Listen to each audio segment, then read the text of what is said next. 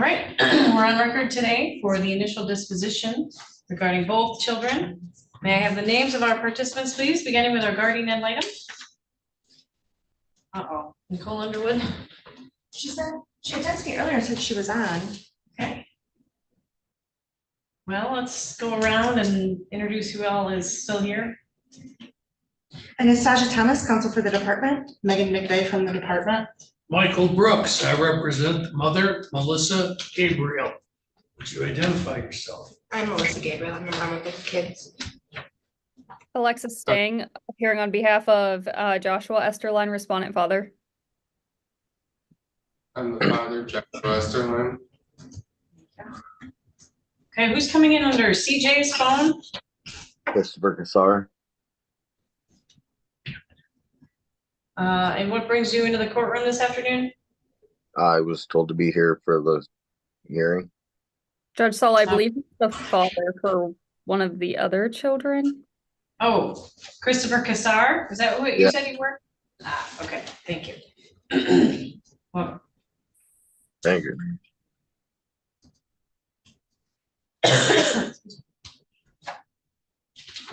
keeps going. I'll go back to my office. Okay, good afternoon, Ms. Underwood. May I have your appearance on the Gabriel Esterline case, please? Good afternoon, Your Honor. Nicole Underwood, legal guardian ad litem for the minor children. Okay, we are ready for your report whenever you are ready to give it. Yes, I was able to meet with both children late last week. The older child I met with at his school. He is just a bright little boy, very personable. He appeared to be appropriately dressed. He was excited to talk to me about school and what he liked in school and the subjects that he enjoyed. Seemed to be doing very well.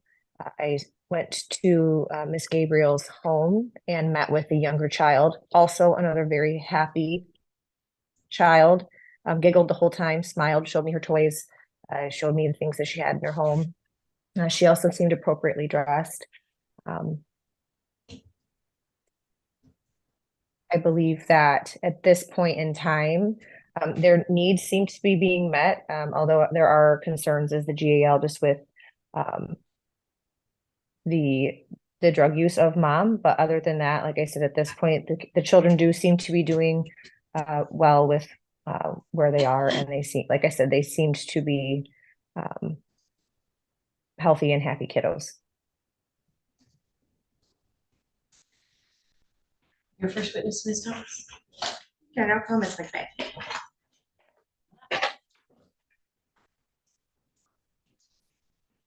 You swear or affirm to tell the truth, the whole truth, and nothing but the truth, so help you God? Yes, I do.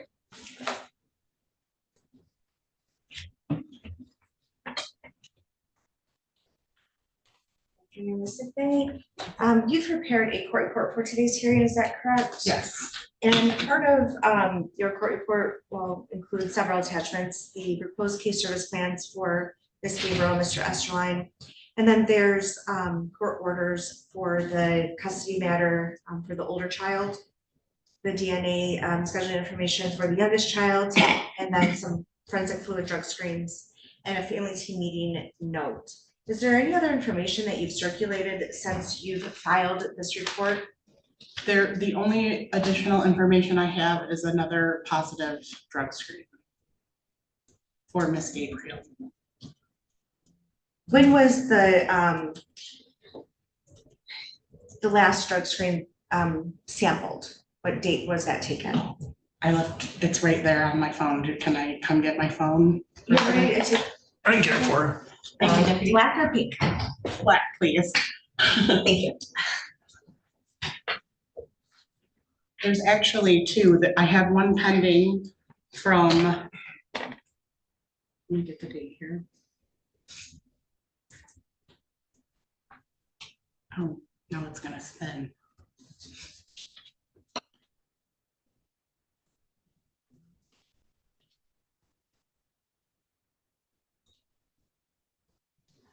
There's one pending that was collected on 10/30, and there is a positive drug screen that was collected on 10/24/24. Well, what was it positive for? It was positive for THC, cocaine, the benzo, that's the metabolite of cocaine, and fentanyl. And I'm sorry, that was for Miss Melissa Gabriel? Yes.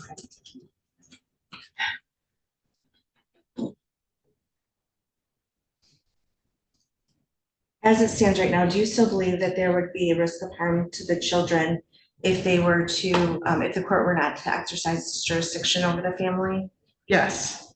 What would be the risk of harm without the court ordering the parents into a case service plan? Just the continued concerns from the petition involving substance abuse. Both parents, however, are very cooperative and are willing to participate in services. Both of them have started services and are willing to complete services. We just haven't had a lot of time to get those services going and get things started and alleviate the concerns from the petition. Thank you for that information. And just to be clear, for the parents' sake as well, the goal for the children is to remain at home with them. Is that correct? Yes. With the ongoing concerns for substance use and the substances that are being used, I think is the main concern here as it relates to Ms. Gabriel. Have you discussed further safety plans? I know that was attempted before, but have there been any other safeguards put in place? Not additional to what was done before. In your opinion, are there any safeguards that could be put in place? Additional Yes. ones? Not at this point. What are some are there any voluntary services rephrase this. You mentioned the parents are already very cooperative and engaged in Yes. services. What services have they already engaged in? So Miss Gabriel is doing forensic fluids drug screens. She's doing substance abuse services. She started at Catholic Charities, but she transferred to McCullough Vargas to be more involved in the women's programs, and she really likes it a lot better there. So that started. She also had a consult with her doctor about possibly getting on some medication assisted treatment. And she's also participating in the My Family Together program, which she's been doing really well, making all of her appointments with that.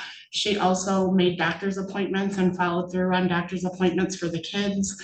And we're still working on the dentist, but we're getting there. Okay. I know that we recently had a family team meeting regarding parenting time.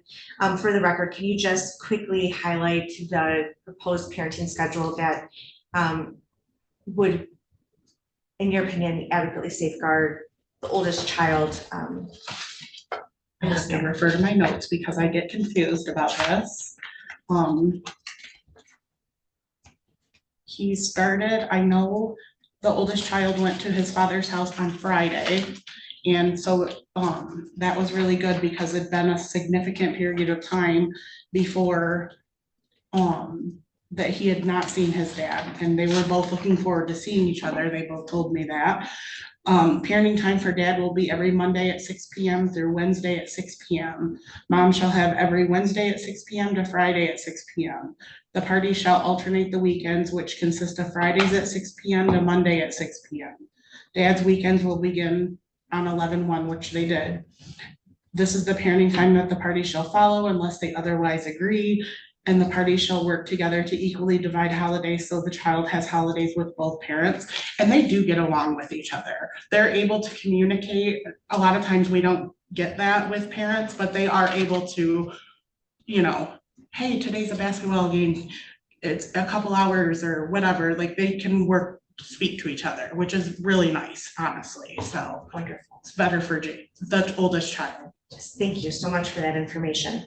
The case service plans that are attached, do you believe that those adequately address the concerns that cause the court to take jurisdiction of the family? Yes. And were you able to create those with the input of the parents? Yes. Is there anything else that you would like the court to know? The only modification that needs to be made that I just thought of is on Mr. Esterline's case service plan, it talked about he's willing to do the My Family Together program. However, there are no openings. And I don't know when there's going to be an opening.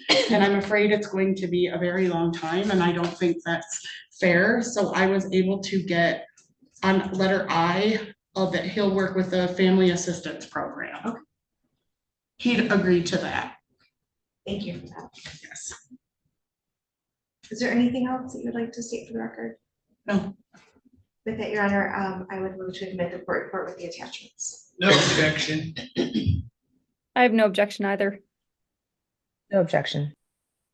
They're received. Thank you. Cross-examination, Mr. Brooks? No, Ms. Stang?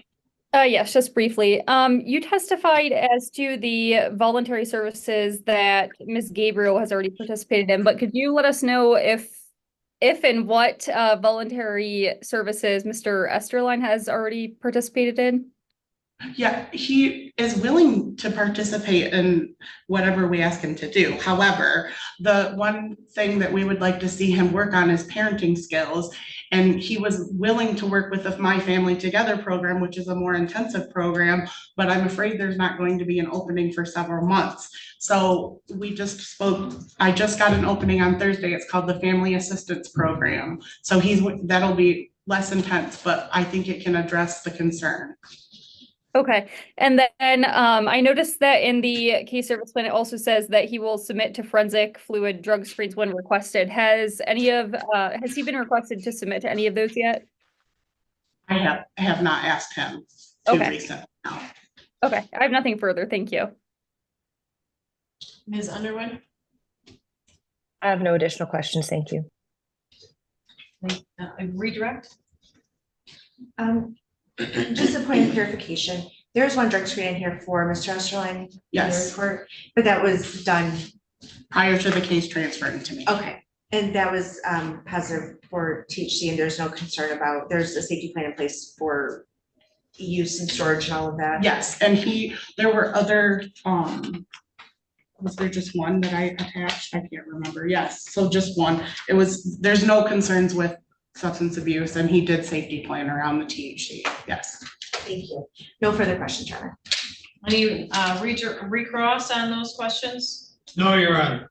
No, Judge. No, thank Thank you for your testimony. May I return to your seat? Anyone else you'd like us to hear from, Ms. Thomas? No, Your Honor. Mr. Brooks? No, Ms. Stang? No, thank you. Ms. Underwood? No, Your Honor. Thank you. All right, comments in closing, beginning with Ms. Thomas? Thank you, Your Honor. At this time, we're just asking the court to enter the parents into the proposed case service plans.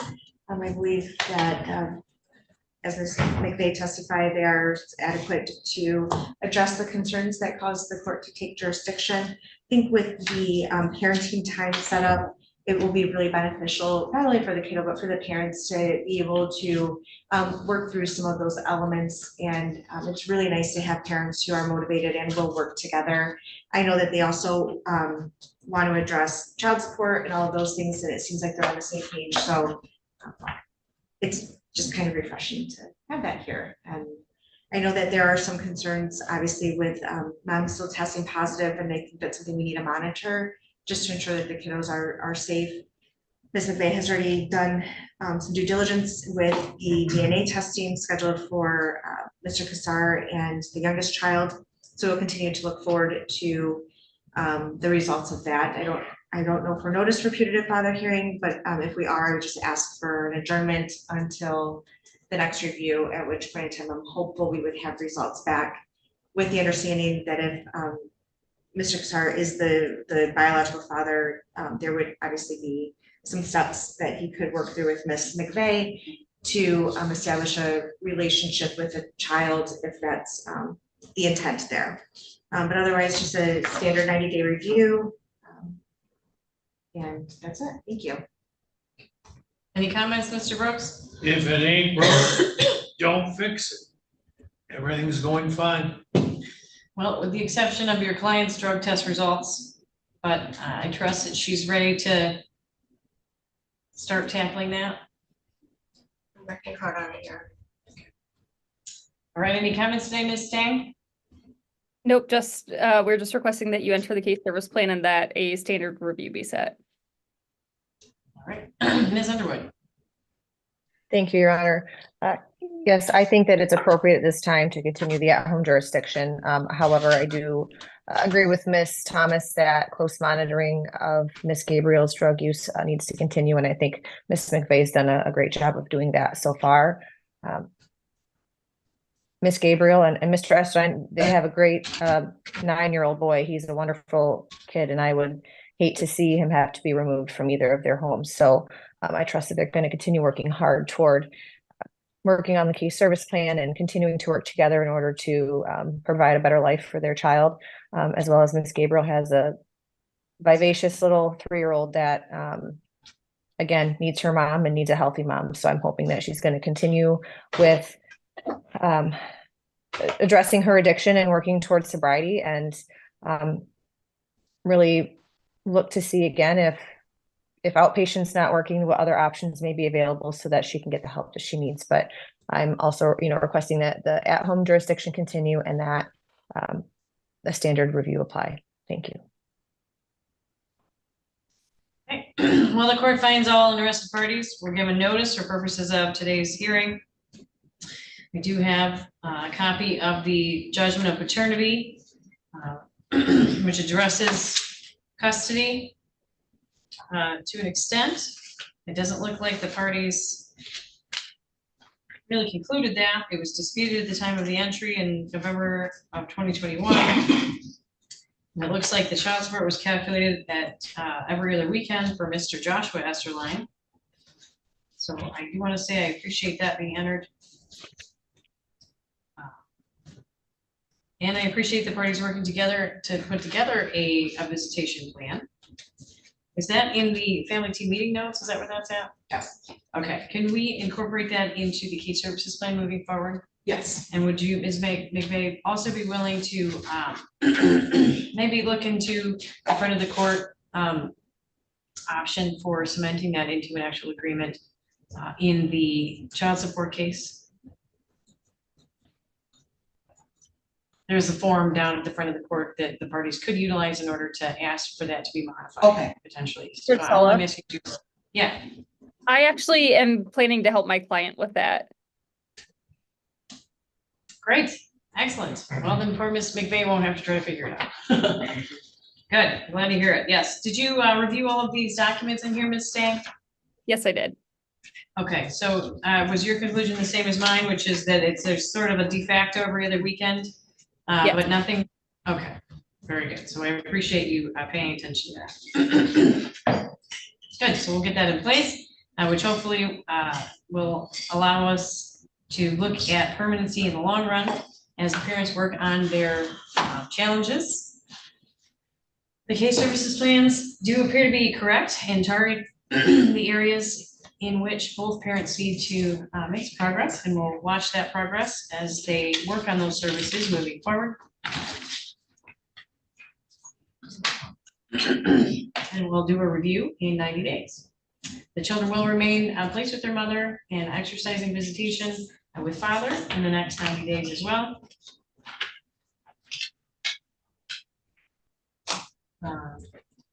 And then we'll look also for an update on the DNA. It does look like there was a case opened against Mr. Christopher Cassar by Ms. Gabriel, but that was never, that did not reach a conclusion potentially because of lack of services. It looks like maybe, or process service. So we'll await DNA and go from there on his case.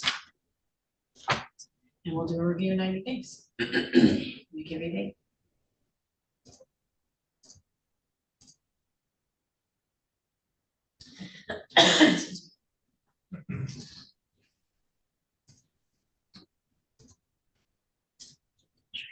How about January 13th at 1:30 p.m.? That's a Monday.